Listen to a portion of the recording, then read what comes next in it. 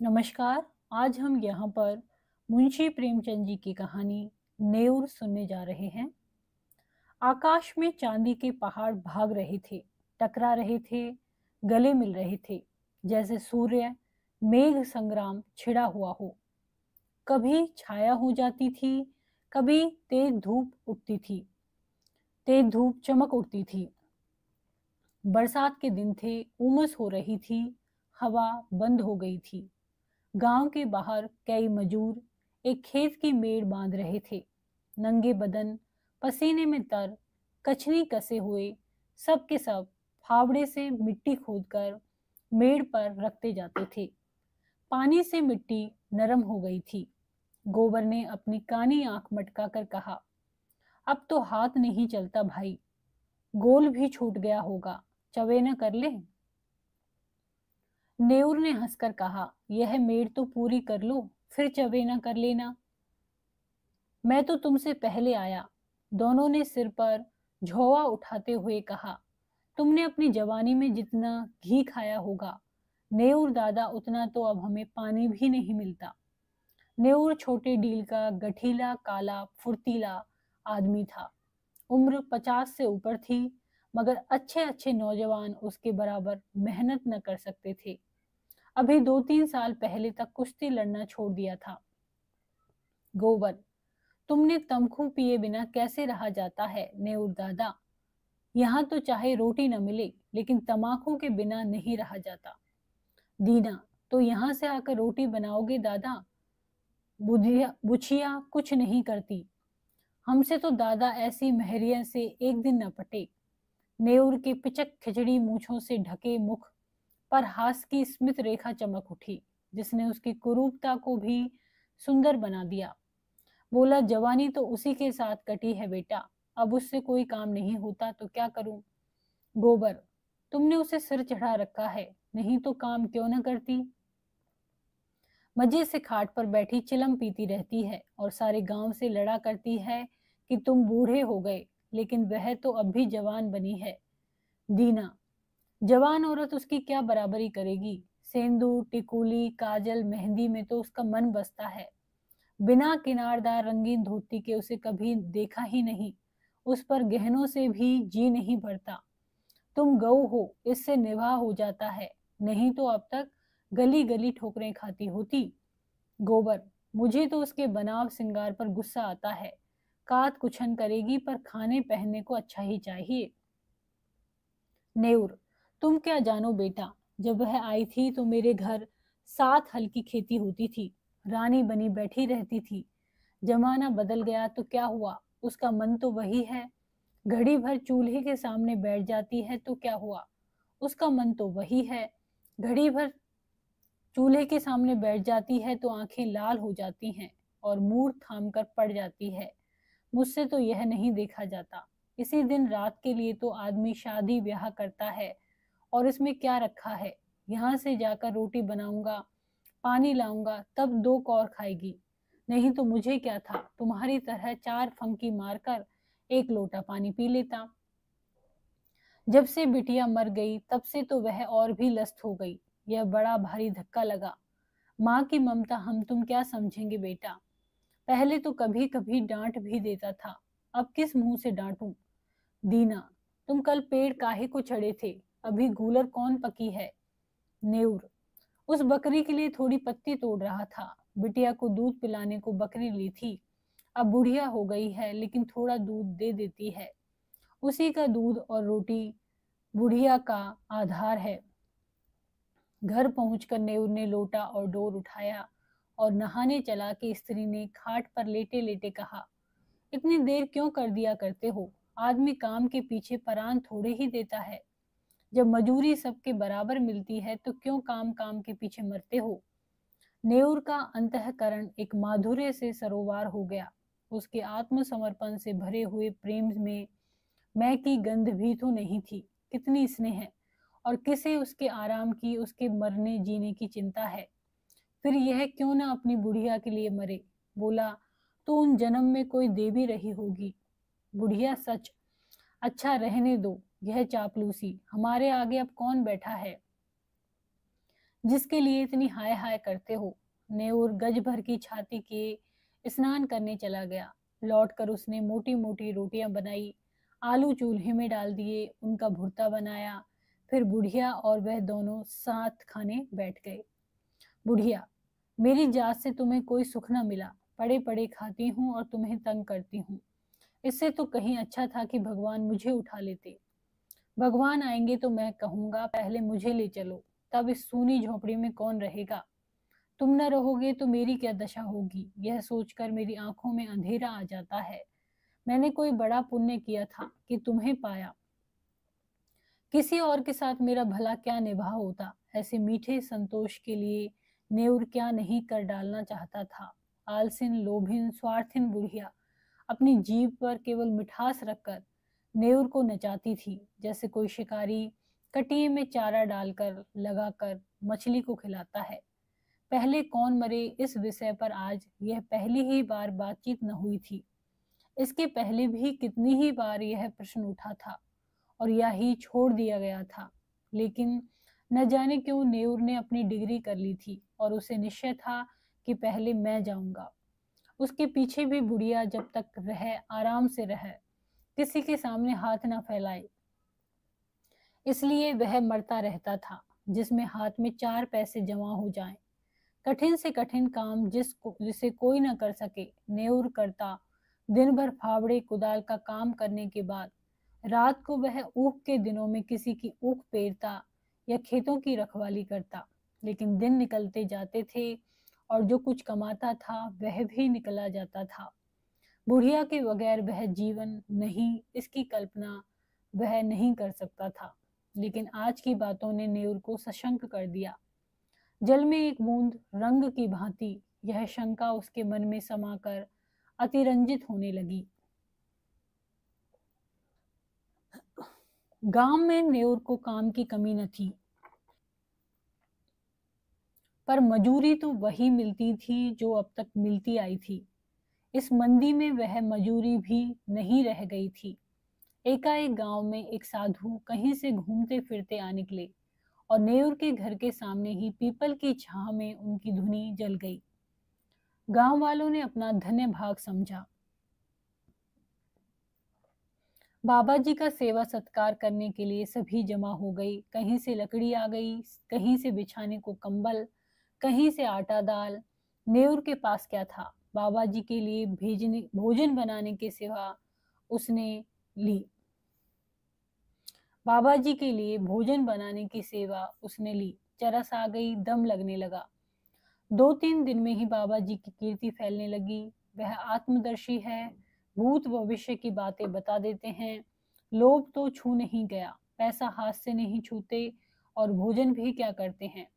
8 पहर में 1-2 बाटियां खा ली, लेकिन मुख दीपक की तरह दमक रहा है। कितनी मीठी वाणी है। सरल हृदय नेउर बाबा जी का सबसे बड़ा भक्त था। उस पर कहीं बाबा जी की दया हो गई तो पारस ही हो जाएगा, सारा दुख दलिद्दर मिट जाएगा।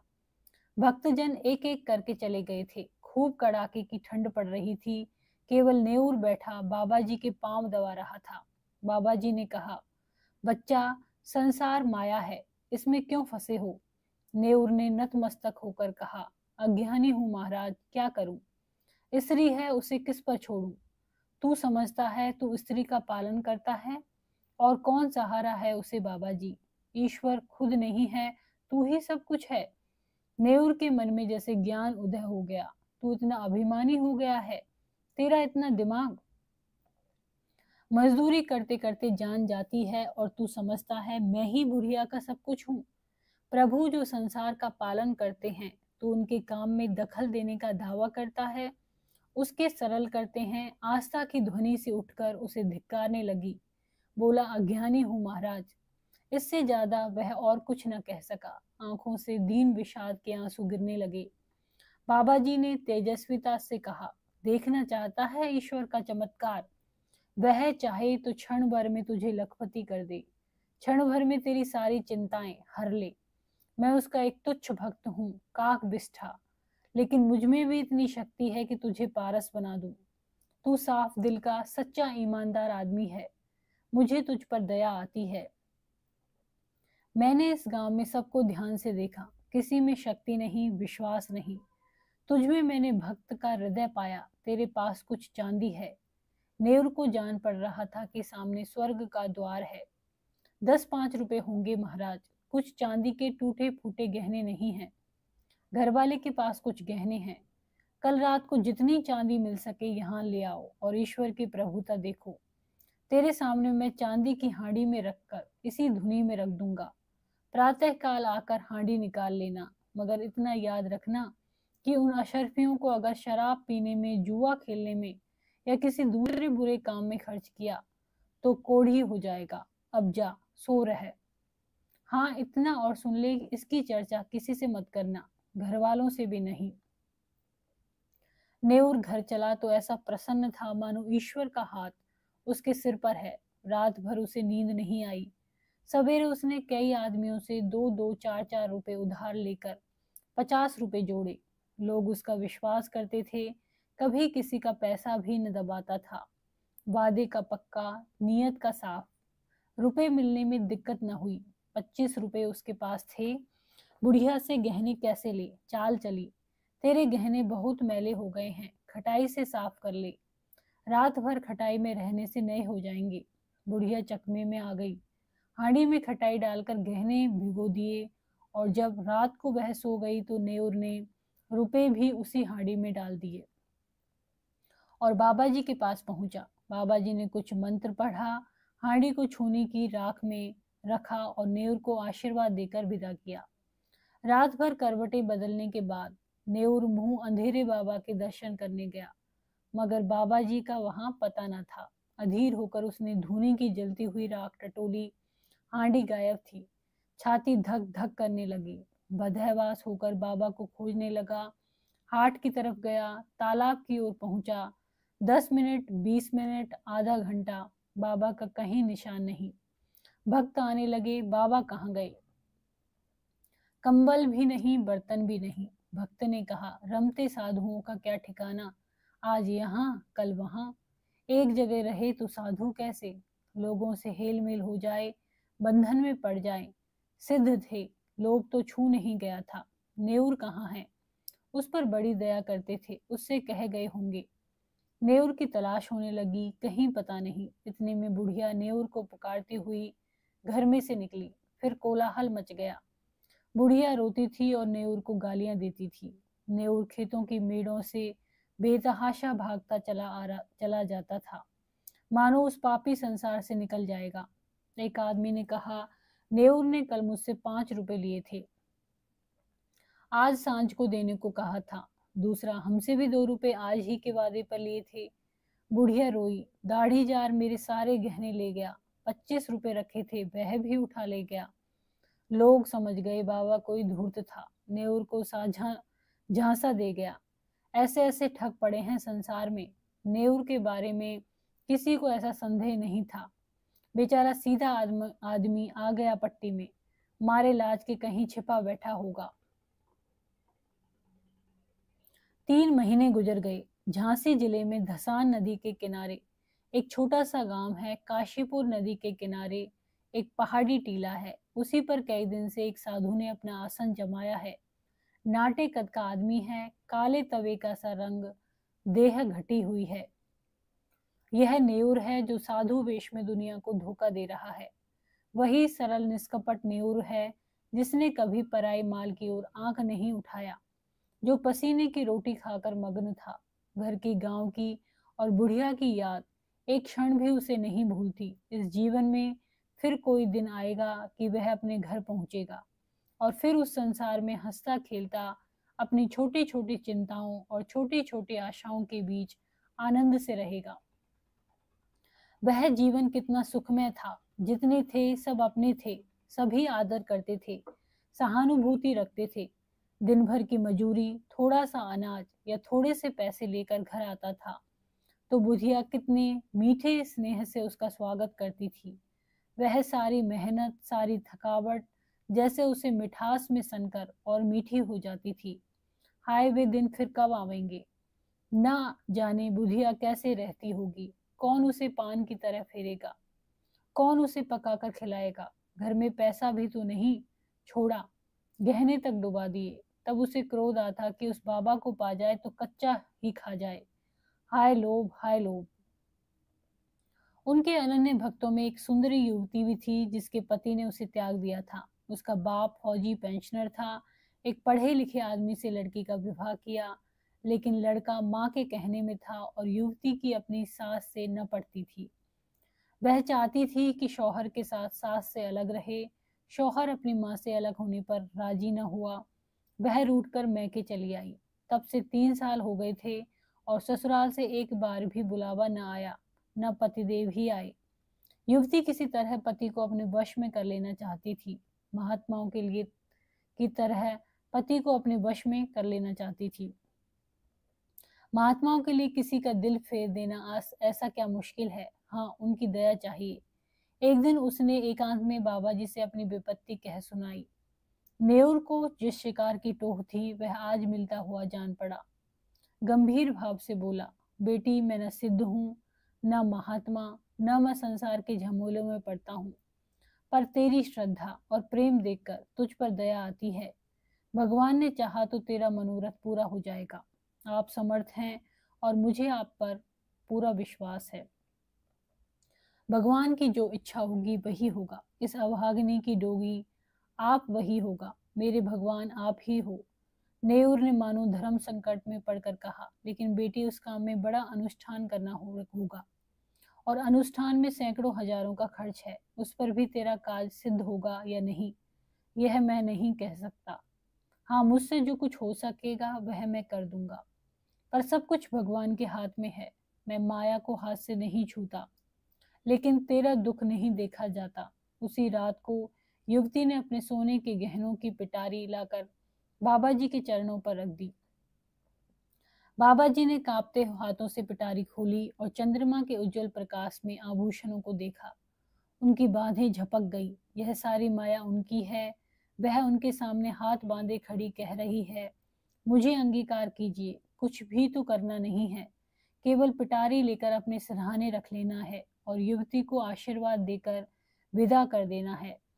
प्रातः काल वह आएगी, उस वक्त वह उतना दूर होंगे जहां उनकी टोक ले जाएगी। ऐसा आशातीत सौभाग्य। जब वह रुपए से भरी थैलियां लिए गांव में पहुंचेंगे और बुधिया के सामने रख देंगे, ओहो, इससे बड़े आनंद की तो वह कल्पना भी नहीं कर सकते। लेकिन न जाने क्यों इतना जरा सा काम भी उससे नहीं हो सकता था। वह पिटारी को उठाकर अपने सिरहाने कंबल के नीचे दबाकर नहीं रख सकता है। कुछ नहीं, पर उसके लिए असूझ है, असाध्य है। वह उस पिटारी की ओर हाथ भी नहीं बढ़ा सकता। इतना कहने में कौन सी दुनिया उल्टी जाती है कि बेटी, इसे उठाकर इस कंबल के नीचे रख दे। जवान कट तो न जाएगी, मगर अब उसे मालूम होता कि जवान पर भी उसका काबू नहीं है। आंखों के इशारे से भी यह काम हो सकता है, लेकिन इस समय आंखें भीड़ बगावत कर रही हैं। मन का राजा इतने मंत्रियों और सामंतों के होते हुए भी अशक्त है, निरीह है। लाख रुपए की थैली सामने रखी हो, नंगी तलवार हाथ में हो, गाय मजबूत रस्सी के सामने बंधी हो, क्या उस गाय की गर्दन पर उसके हाथ उठेंगे? कभी नहीं। कोई उसकी गर्दन भले ही काट ले, वह गऊ की हत्या नहीं कर सकता। वह परित्यक्ता उसे उसी गऊ की हत्या उसी गऊ की तरह लग रही थी। जिस अवसर को वह 3 महीने से खोज रहा है, उसे पाकर आज उसकी आत्मा कांप रही है। तृष्णा किसी वन्य जंतु की भांति अपने संस्कार से आखेट प्रिय है, लेकिन जंजीरों से बंधे उसके नख गिर गए हैं और दांत कमजोर हो गए हैं। उसने रोते हुए कहा, बेटी, पिटारी उठा ले जाओ, मैं तुम्हारी परीक्षा कर रहा था। मनोरथ पूरा हो जाएगा। चांद नदी के पार वृक्षों की गोद में विश्राम कर चुका था।